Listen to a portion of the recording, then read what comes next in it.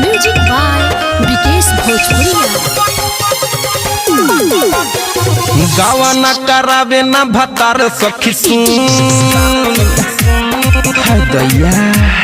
गावा न करावे न भतार सखी सुन यारो न आवे घरे बाटे रंगून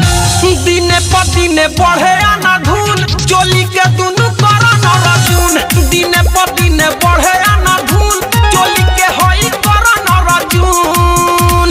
गावा न करावे न भतार सखी सुन यारो न आवे घरे बाटे रंगून दिने पदिने बढ़े आना धून चोली के दुनु करा न रजून दिने पदिने बढ़े आना धून हमारा दुनु करा न रजून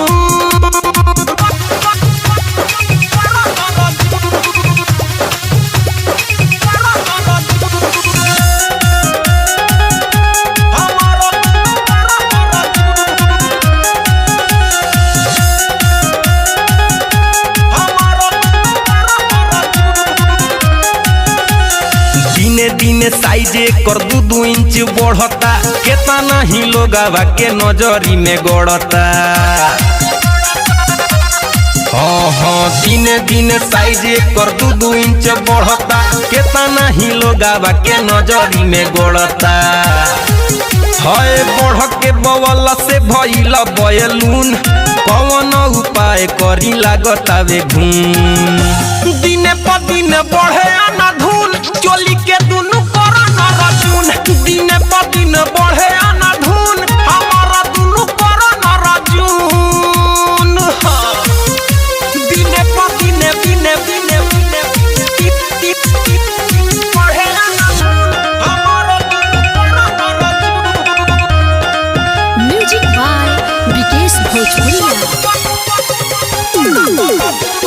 लागतावे सखी रे ई दुनु कुछ दिन पर छुए लागी धरती लटक के जमीन पर